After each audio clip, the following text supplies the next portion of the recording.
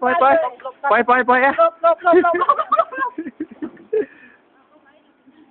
ไม่ใช่กันไม่ใช่อะไรวะ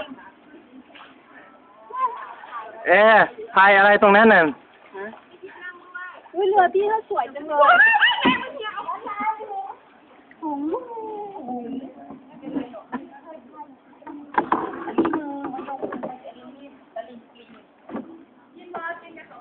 จริงเหรอคะพี่หนูอยากกินอยู่18 เดือนแล้วนี่เ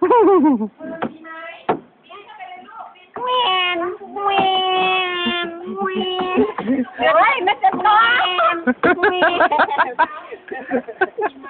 อยากนั่งด้วยน่ะตอนนั้นมันขึ้นมาอ้าวตั้งไม้ให้หน่อยนั่งไม้มันสั้นไปมันหักหรือเปล่าไม่รู้แค่เวียนมันจะคว่ำพี่ดำต้องปล่อยมาข้างหลังอีกแกขึ้นนั่งไม่ดีอย่างนี้ขึ้นมาขึ้นมาเลยมันจะจมขึ้นเลยจะไปยิงมันจะจมขึ้นเลยขึ้นมาไปสิยายลำก็พายที่นี่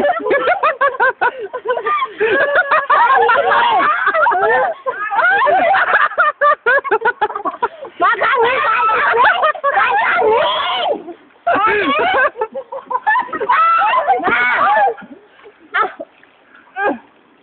สมบัติเอียงก่อนคุณดูไว้พอแล้วนั่นยายลำก็ต้องทายแบบนี้โอเคบ๊อบ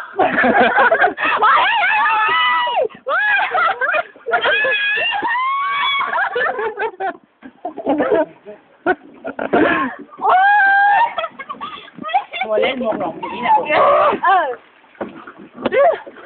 แต่จะยืนพายโอ๊ยอย่าพายให้ไปเนี่ยอย่าพายให้ไปล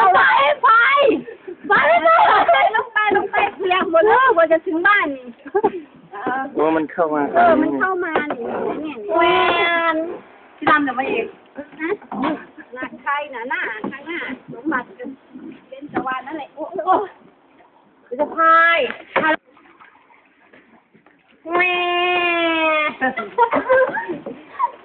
ต้องพายพี่เบนต้องพายหรอพายแล้วมันเอียงต้องหัดพายไว้ส่วนต้นไม้ใครโรยตายแล้วทัดโค้งเลย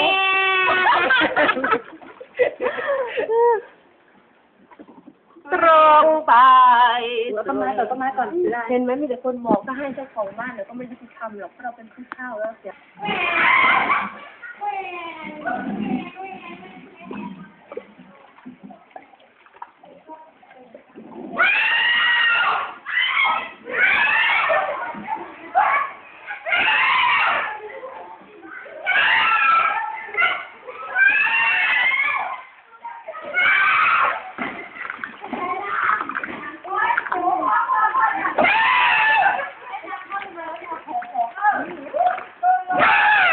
กุญแจอยู่ใน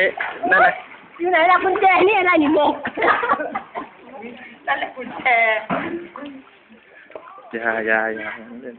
ไหนหมก